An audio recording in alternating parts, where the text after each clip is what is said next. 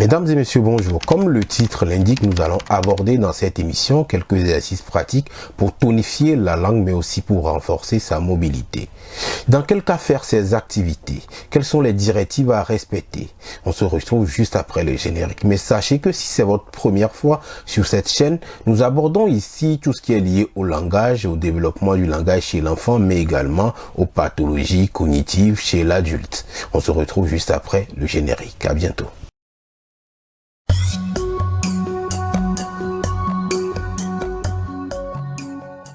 Dans la majorité des troubles articulatoires, la langue peut être hypotonique, c'est-à-dire qu'il n'y a pas assez de force dans les muscles, ce qui empêche bien évidemment la mobilité de la langue, mais aussi de réaliser les mouvements précis pour articuler un son. Également, chez les enfants ayant un frein de langue trop court, la mobilité de la langue n'est pas optimum, ce qui empêche les mouvements de déglutition, mais aussi de mastication et d'articulation, bien évidemment. Les exercices permettant de tonifier la langue ou de renforcer sa mobilité pourraient donc permettre à la langue d'être plus active pour réaliser ses mouvements. Chez la majorité des enfants ayant un frein de langue trop court, une section du frein de la langue peut permettre de restaurer la mobilité de la langue.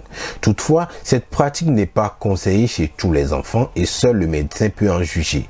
Dans certains cas, une rééducation permettra de redonner à la langue sa mobilité. Dans certains cas où la mobilité de la langue est préservée, une rééducation à travers quelques mouvements permettra donc de rallonger le frein de la langue et donc restaurer tous les mouvements. Dans le cas des troubles du langage, ces exercices vont permettre à l'enfant de tonifier sa langue, mais aussi de prendre conscience des mouvements de la langue et donc ainsi les ajuster pour réaliser les mouvements adéquats pour la prononciation des sons. Avant de voir ces exercices, il est important de faire un peu d'anatomie. Sachez que la langue peut être subdivisée en trois parties, l'apex de la langue, c'est-à-dire le bout, mais également le dos ou le milieu de la langue et la base de la langue. L'articulation des sons va donc demander l'implication d'une ou l'autre des parties de la langue. Par exemple, l'articulation de T et D demande l'implication de l'apex, c'est-à-dire le bout de la langue, alors que l'articulation de K et G, par exemple, sollicite plus la base de la langue. Il est également important de souligner que la langue a une longueur moyenne de 10 cm et comporte 17 muscles. Les exercices permettront donc de solliciter et de renforcer ces différents muscles. Sachez également que ces exercices, pour être efficaces, doivent être répétitifs et se faire de manière ludique. Passons maintenant aux différents exercices. Dans un premier temps, on peut simplement demander à l'enfant de claquer la langue. Et aussi, il faut baisser à chaque fois le niveau d'exigence au début. Par exemple, claquer la langue en utilisant le bout de la langue, c'est-à-dire de cette manière. Également, on peut claquer la langue en appuyant plutôt le dos de la langue, de cette manière. On peut effectuer ces exercices de manière répétitive jusqu'à 10 répétitions, ce qui permet de renforcer ces mouvements.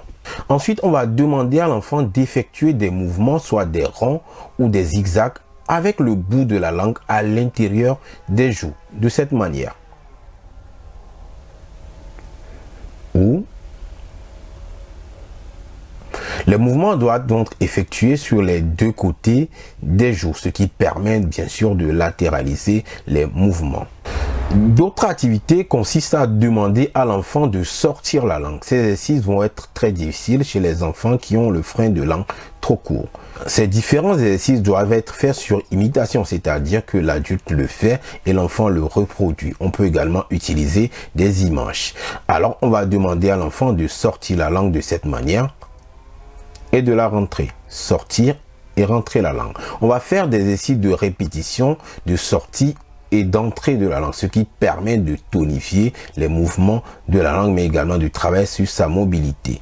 Ensuite, on va demander à l'enfant de sortir la langue, puis de l'amener à gauche, puis à droite, de cette manière. Regardez, on sort la langue. Voilà, on va faire ceci de différentes manières et de façon ludique. On peut également demander à l'enfant de sortir la langue, mais cette fois-ci, de l'envoyer en haut, puis en bas, de cette manière.